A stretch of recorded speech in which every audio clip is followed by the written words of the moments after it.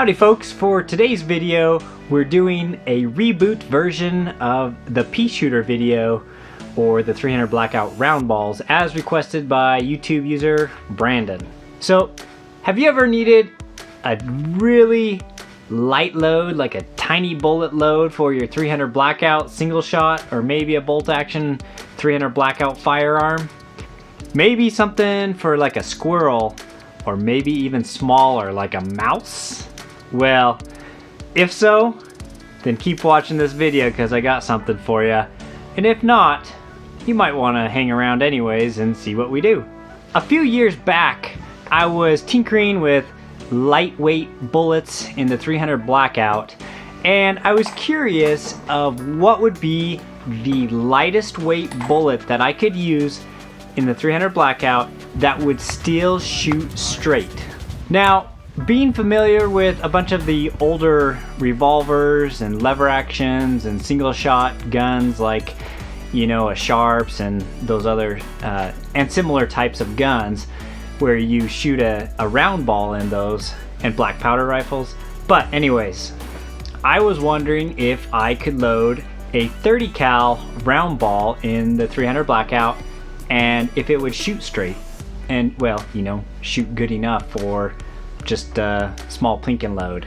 Now, if you want to get a bunch of 310 or 311 round balls, you won't be able to find them in your local gun shop, and it may or may not be difficult to find them online either. If you can't find them online, you'll have to cast your own.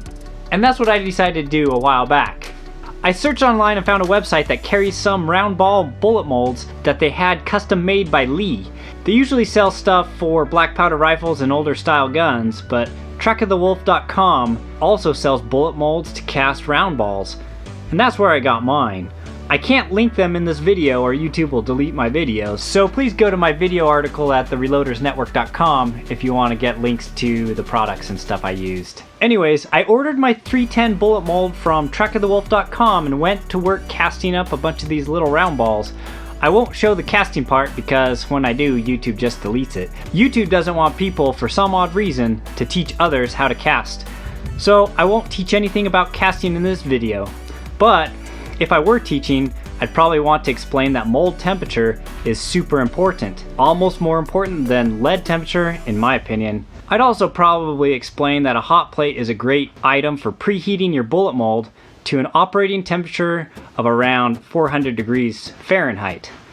And maybe I'd also explain that if you're getting wrinkled bullets, it would probably be due to mold temperature not being hot enough. That, or that the mold needed to be prepped a little bit better by cleaning the cavities with a degreaser and then smoking the mold, and then maybe heat cycling it 3 to 4 times. I'd also maybe think about explaining how setting a good quick casting pace will help keep the mold at a proper temperature, and explain that the round balls being super small bullets don't tend to keep the mold hot enough during casting, so adding a little bit of extra sprue on top when pouring will help keep the mold hot enough to maintain at operating temperature. But since I can't teach people any of those things in this video, then I won't say any of those things or show any of those things or say any of those things in this video. After I cast up a bunch of those round balls, I decided to powder coat them green because it seemed fitting for a pea shooter load.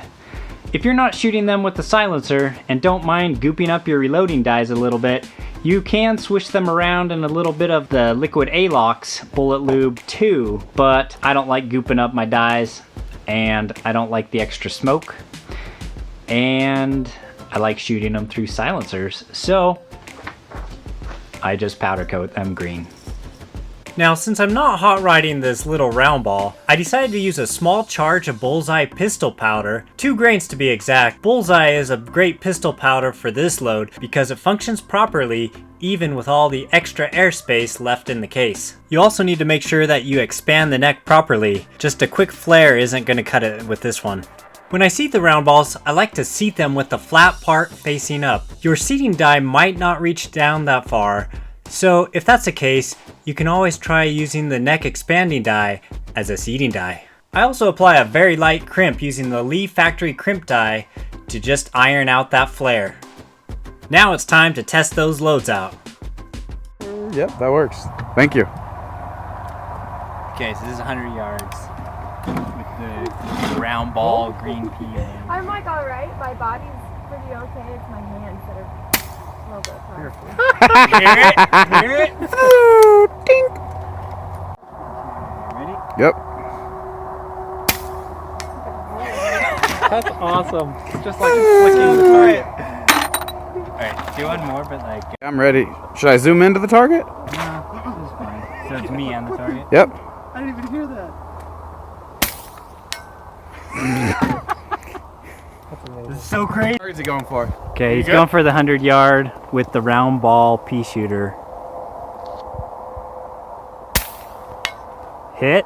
Listen closely. That's quieter than a BB Children. Yeah, quieter than pellet guns and stuff.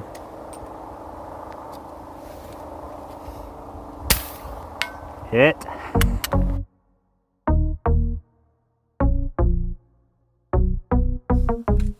So it's the pea shooter load.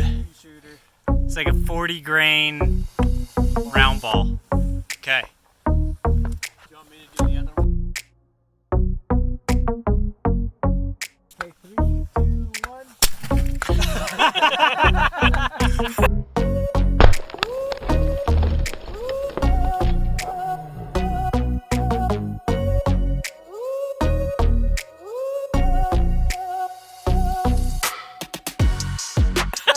It actually did something to it. I thought it was just gonna bounce off or something.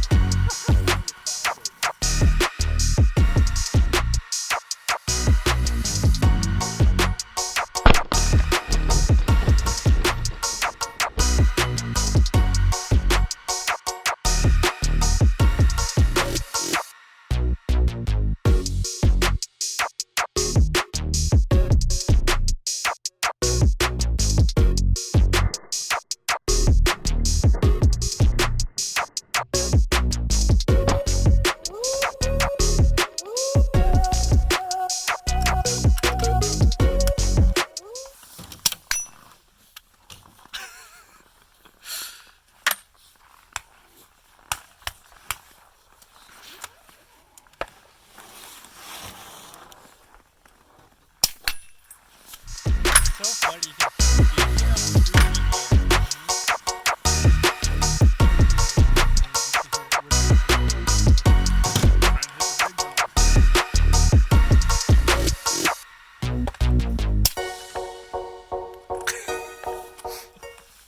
Probably find it. Yeah, it's probably sitting right back here.